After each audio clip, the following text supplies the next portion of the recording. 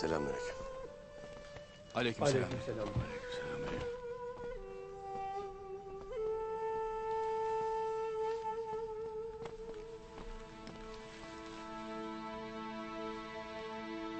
Biz bu yola çıkarken yılmayacağımıza, yıkılmayacağımıza, ölmek pahasına da olsa menzile varacağımıza yemin ettik mi? He vallahi beyim.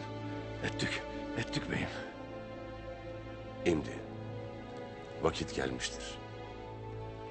Kayı beyliğine talibim. Hay kardeşler, demedim miydi? Güzel havadisler geleceği de iyi. İşte güzel havadis. Rabbime şükürler olsun. Şimdi bize düşen tek tek alplerle konuşmaktır. Bilirim ki kayının istikbali alplerin omuzlarındadır.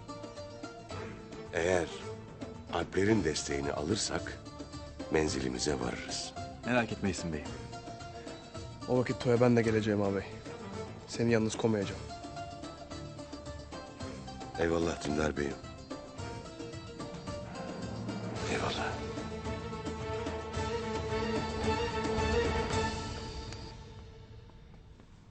Selamun aleyküm beyim. Aleykümselam. Hoş geldin Gündoğdu Bey'im. Buyur hele oturasın. Omuzlarımdaki yük o kadar büyük ki. Ama senin gibi yiğit beyler oldukça evelallah sırtımız yere gelmeyecektir. Ya gayrı benim de kayıların yükünü sırtıma alma vaktim gelmiştir. Geç bile kaldın Gündoğdu Bey'im. Haymana'ya saygıdan sustunuz. Siz sustukça Ertuğrul Bey ahvalınızı bu hale soktu. Yarın toyda aday olacağım. Kayıların menzilini hep birlikte idrak edeceğiz. Hayırlara vesile olsun. Senin karşına kimsenin çıkamayacağını bildiğimden imdiden hayırlı olsun demek düşer bana. Öyle dersin de yarın Ertuğrul da aday olacak. Destur hele. Ağabeyi dururken beylik ona mı kalmış? Ne haddine? Sen onu tanımazsın beyim. Alpleri ağzının içine bakarlar. Ona pek sadıktırlar. Bütün alpler bir araya gelse bir beyin reyi kadar kıymeti yoktur. Bilmez misin Gündoğdu Bey'im? Öyle dersin de beyim. Tuğtekin Bey bile Hakk'ın rahmetine kavuşurken Ertuğrul'a Bizans'ın sınırlarına kök salasın dediydi. Tuğtekin Bey'in bile aklını çelen Ertuğrul'un alpleriyle neler edebileceğini var sen düşün. Sen ne dersin Gündoğdu Bey'im?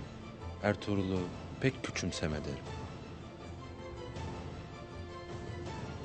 Korkut Bey'imin gittiği yoldan gitmek, senin gibi iki obanın kaderini bir kılmak isterim. Bilesin ki senin Kayı Bey olman Dodurga için de mühimdir. Beyliğin için ne gerekirse yapacağımı bilmeni isterim. Eyvallah beyim. Eyvallah.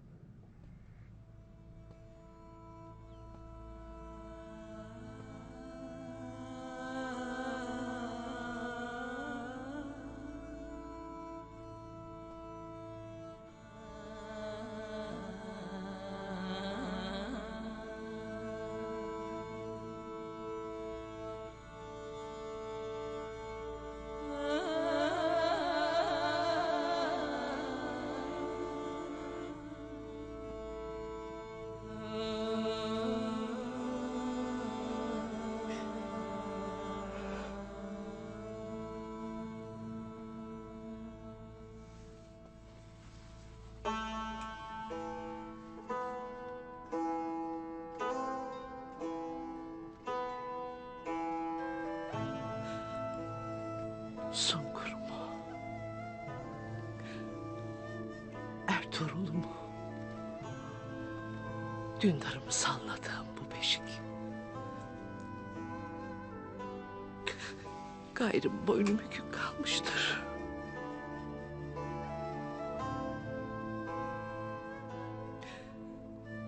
Ya Rabbi, evlatlarım tesbih taneleri gibi dağılıp savrulmasına müsaade etme.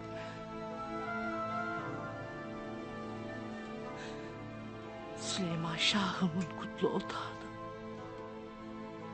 nifaklarla çiğnetme.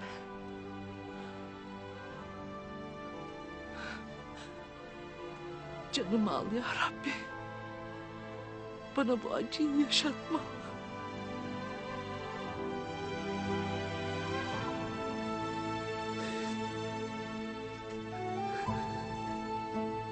Destur var mıdır Hayime Ana? Gel Abdurrahman.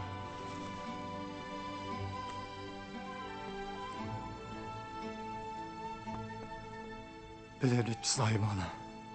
Bu beşiği Halime Sultan'a götüresin.